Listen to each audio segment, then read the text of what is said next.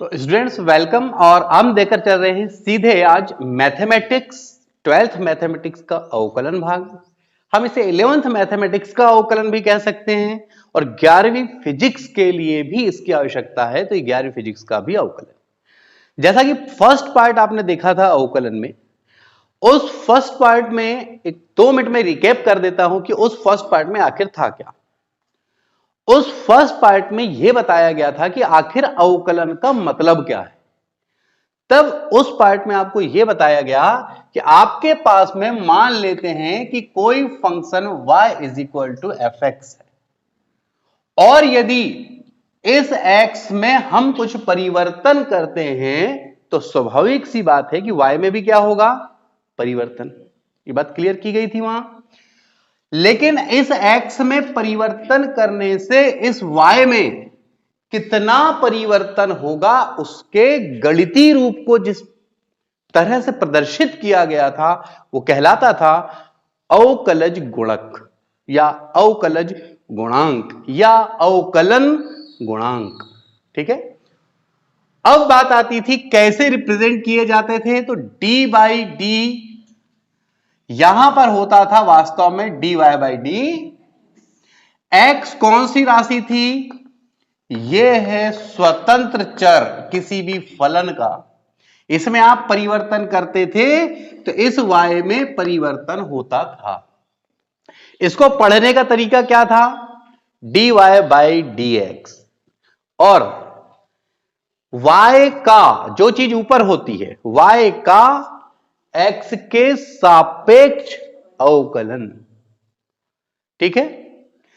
इसको इंग्लिश में यदि बोलेंगे तो y का क्या कर रहे हो आप बताओ, डिफरेंशिएशन कर रहे हैं। अवकलन की इंग्लिश है differentiation.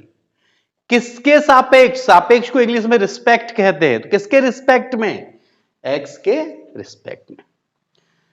Differentiate of y respect to x, ये था तरीका। फार्मूले आप देख चुके हैं उसमें। एक बार हल्का सा फार्मूलों का रिकैप देखते हैं।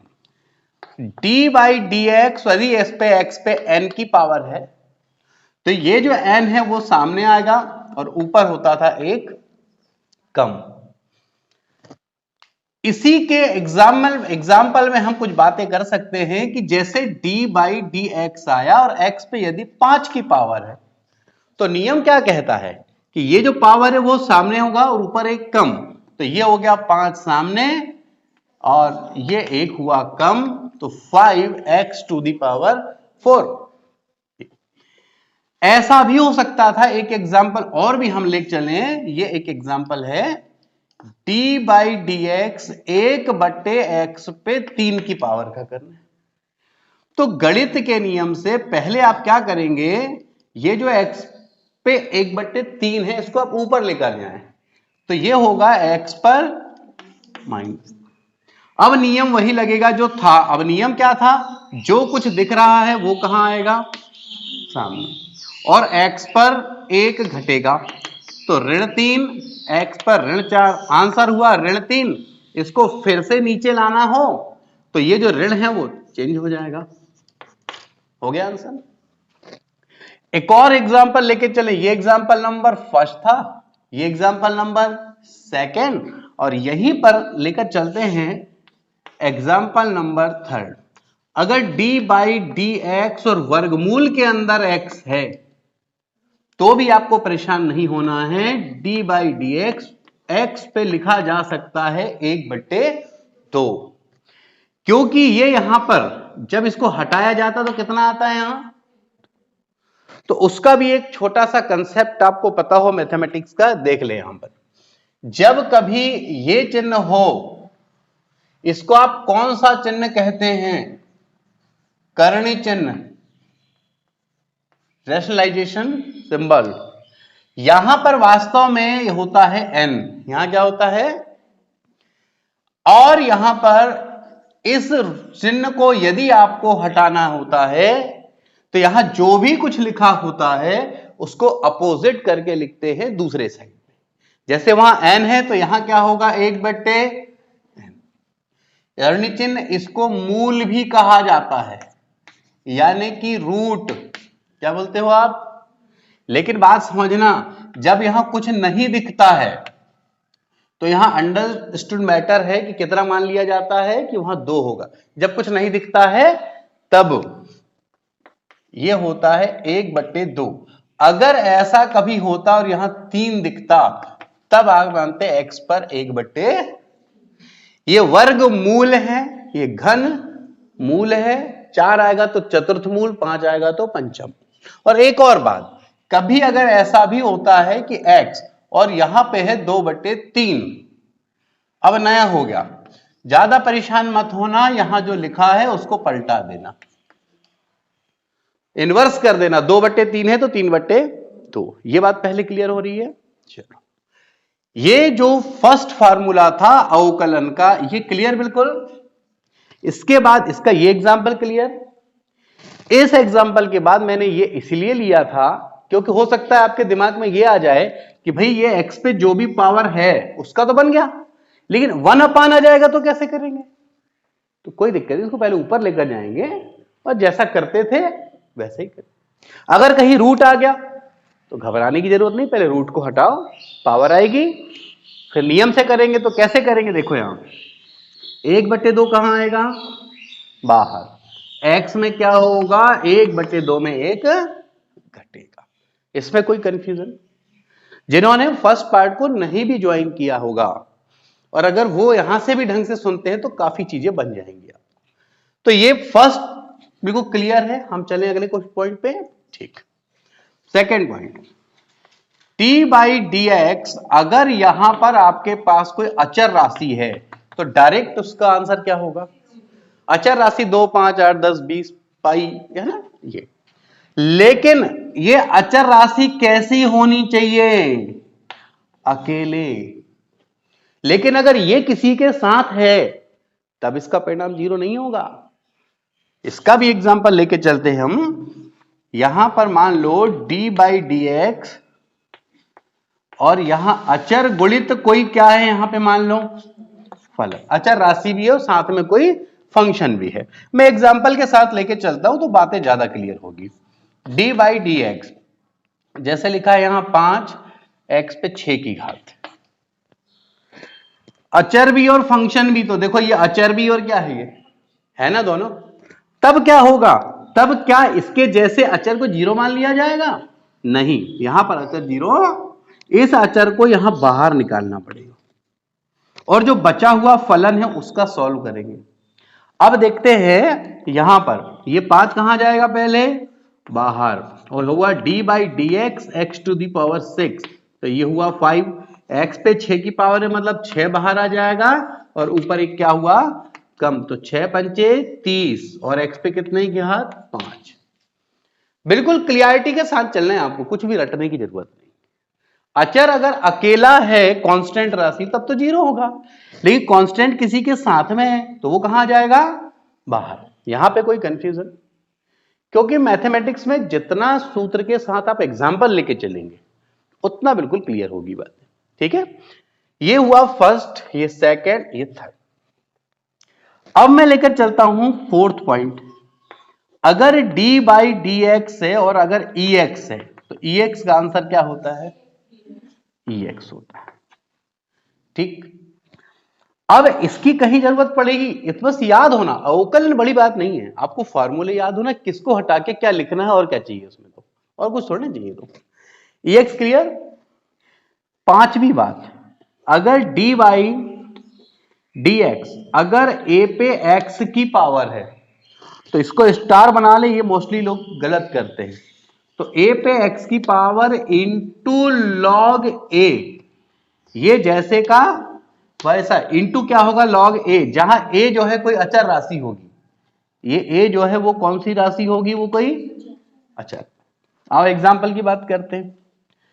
d/dx मान लो 5 पे x की पावर है तो यह आ जाएगा 5 पे x की पावर जैसे का वैसा, और अब साइड में क्या आ जाता था, log a, और a की वैल्यू कितनी है 5, तो आंसर क्या आ गया log 5। यह हुआ point number 4 and point number 5। यहां तक क्लियर, कोई कंफ्यूजन, यहां तक चेक करो, फिर चलते हम इसके अगले स्टेप।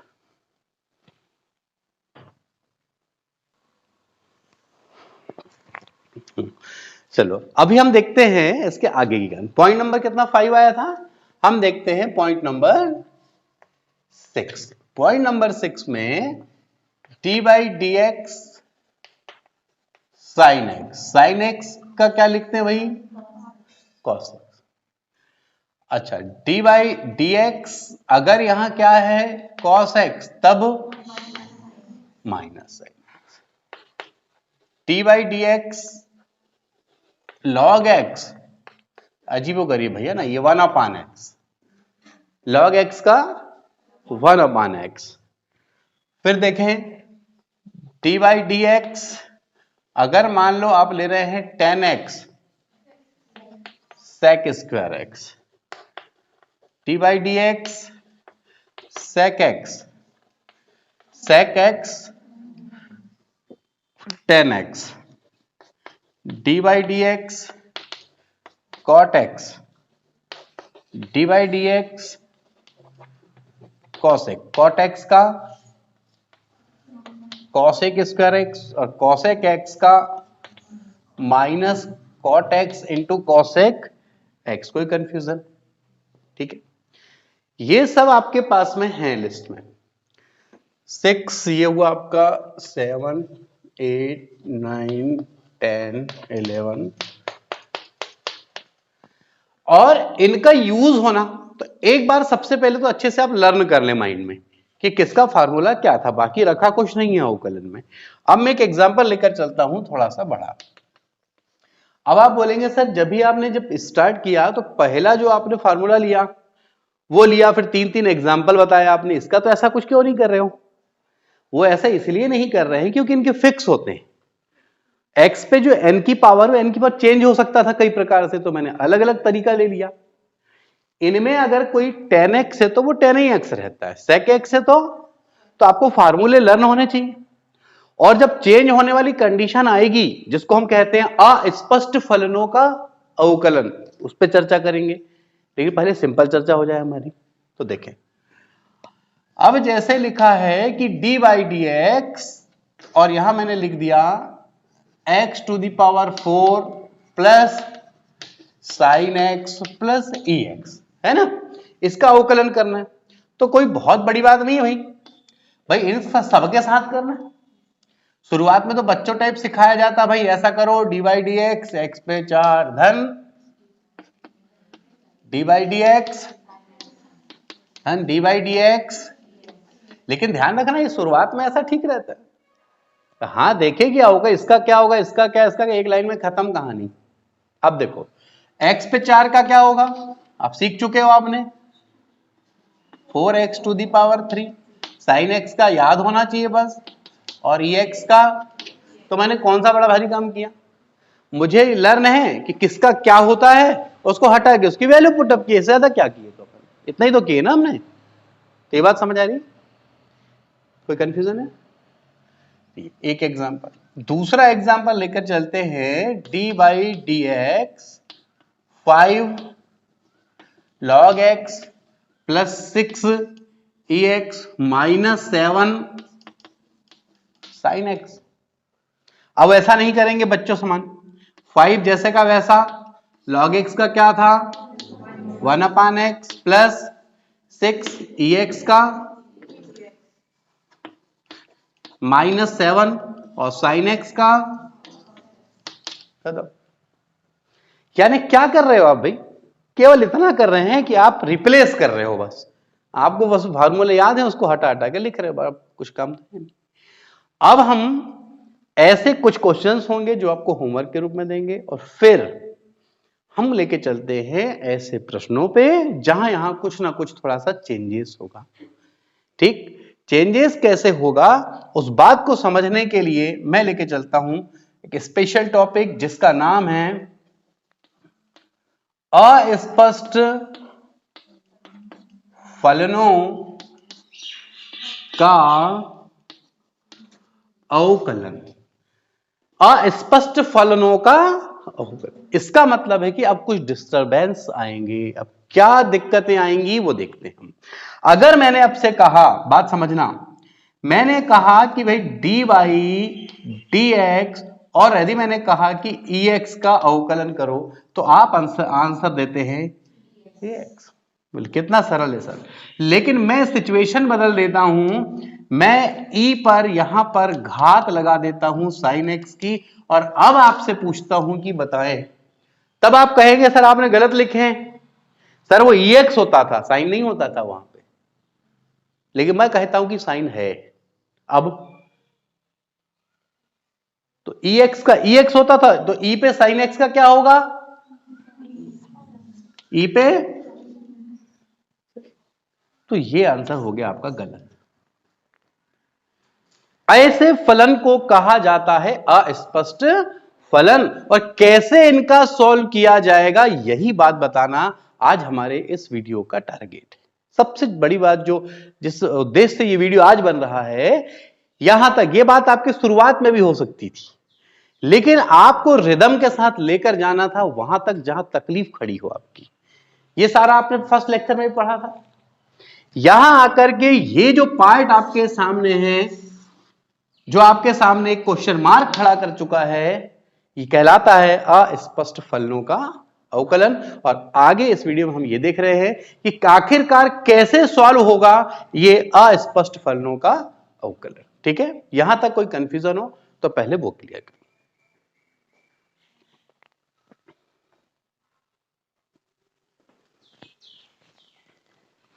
अब देखते हैं हम अस्पष्ट फलनों का आखिरकार सॉल्यूशन हम कैसे करेंगे, और बहुत सिंपल है वो कैसे, अब सुनना। जैसे कि आपके पास में y बराबर e पर आपको दिया है sin x की घात, तो बिल्कुल कंफ्यूज नहीं होना है आपको। अच्छा बताएं कि ये जो पॉइंट है अगर ये x होता तो आप सॉल्व कर लेते ना, तो ex का क्या लिखते, तो सोच रहे हो ना मन में कि वो x है। इसके दो बात है, पहले आपको मैं धीरे धीरे करके बता रहा हूं, फिर डायरेक्ट टेक्निक दूंगा कि आप वो सब नहीं करेंगे क्योंकि फर्स्ट टाइम है आपका, तो मैं एक बार टेक्निक के साथ बता दूं। देखें, जो डिस्टर्ब किया उसको कुछ मान लो, मान लो कि इसको t, और यहां लिख लिया हमने माना, तो y इज इक्वल टू ई पे क्या आ गया बोलो, ठीक। आपका उद्देश्य था कि आपको क्या निकालना था, dy बाई, अब एक काम करो dy ऐसा करो, ठीक है। दो भाई एक ही कमरे में एक रूम में सोते थे, कुछ मेहमान आए तो भाई एक मान लो कि 12 साल का और एक 16 साल का, तो स्वाभाविक सी बात है कि जो मेहमान लोग भी आए तो फिर क्या होगा, 12 साल वाले की 12 साल वाले से जमेगी और 16 साल वाले की अपनी अपनी बातें हैं, वो खिलौने की बात करेगा, वो कुछ और बातें करेगा, तो सबका अपना वो। बोले चल, बोले मेहमान आए हैं तो तू थोड़ा तो अलग हो जा, तो वो मेहमान जो आए एक को इधर सेट कर दिए और एक को इधर सेट, ये मेहमान आए भाई मान लिए थे क्योंकि हम हो गया, तीसरी बात तो है। अब ये हो गया dy बाई डी टी, ये जो y का मान नीचे कौन है, t के रूप में क्या है अब आपके पास में, तो ये है ई टी। ये हो गया D by d x, T का मान क्या माने थे आपने, साइन एक्स। चलो देखो ये t का फल है तो यहां भी t आ गया, तो जैसे एक्स एक्स होता था तो ई एक्स का ई एक्स होता था, तो यहां क्या होगा ई टी का ई टी, और वैसे ही एक्स एक्स आ गया, साइन एक्स का क्या होता था। अब टी का वो मान फिर से रख दो जो था, क्या था, टी का मान शुरू में देखो,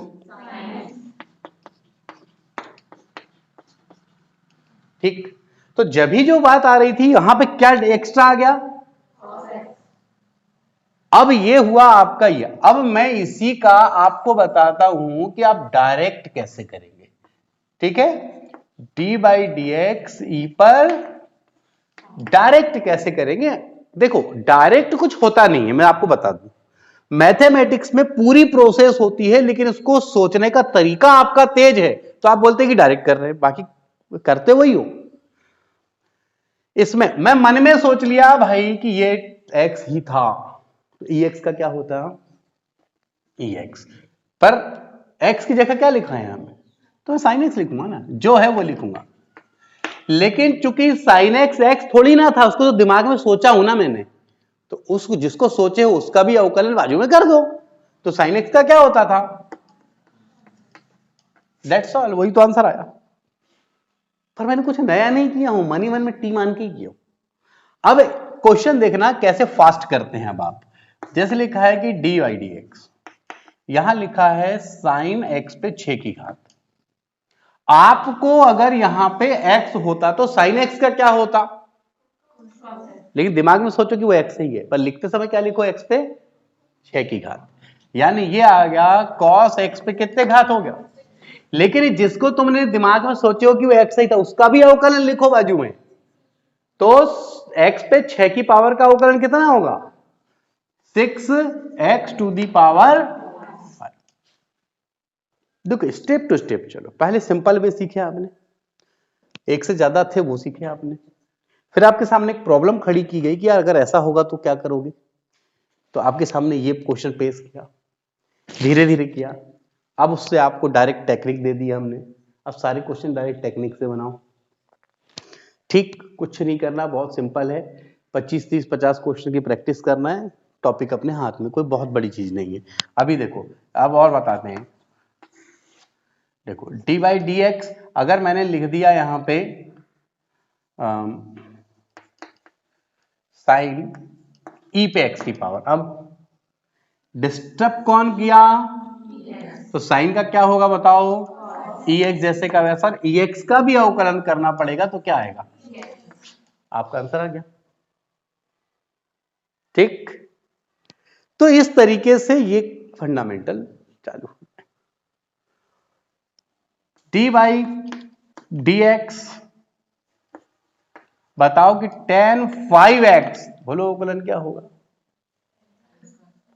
tan x का क्या होता था, sec स्क्वायर, आप sec स्क्वायर करो उसको, sec स्क्वायर, लेकिन लिखो क्या भाई, गुणित। अब डिस्टर्ब किसने किया था, तो 5x में 5 बाहर और x का अवकलन 1 होता है, इसका मतलब कितना हुआ 5। अभी कोई कंफ्यूजन, तो इसको हम कहते हैं अस्पष्ट फलनों के अवकलन। ठीक, और ऐसा ना हो कि बुरा लगे कि हमने तो होमवर्क दिए ही नहीं, बुरा भी लगता है, इसलिए 25 30 होमवर्क दे देते हैं, तो लिख लो 25 30 होमवर्क हम यहीं कर देते हैं। S W d by d x sec log x d by d x sine root x d by d x log root x, चौथा d by d x cos 7x,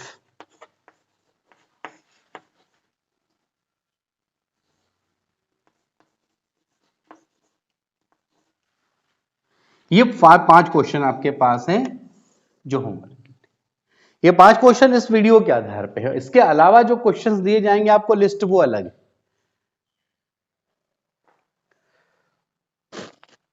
clear है, तो अवकलन वाले इस भाग में पहले अस्पष्ट फलनों का अवकलन ये हो जाए, इसके बाद हम आपको बताते हैं नया कंसेप्ट।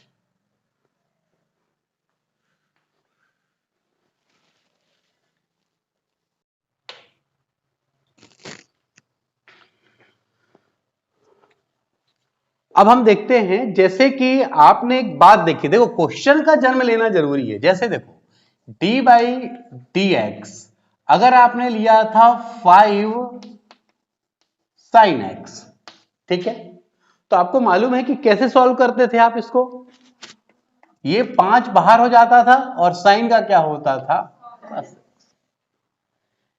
अब बात आती है अगर ऐसा होता था, तो मैं जो नया पॉइंट सामने ला रहा हूं आपके, और वो है डी बाई डी एक्स, यहां है साइन एक्स इंटू ई एक्स, तो अब कैसे करेंगे इसको, क्योंकि यहां एक अचर राशि थी तो उसको बाहर अलग से अलग ला देते थे और इसका सॉल्व करते थे ना हम। अब बात आती है, अब इनमें से किसको बाहर लाओगे? तो यह नियम था अचर राशियों के लिए, लेकिन अब तो ये भी x के फॉर्म में है और ये भी x के फॉर्म में है। अब कैसे करोगे? तकलीफ बड़ी।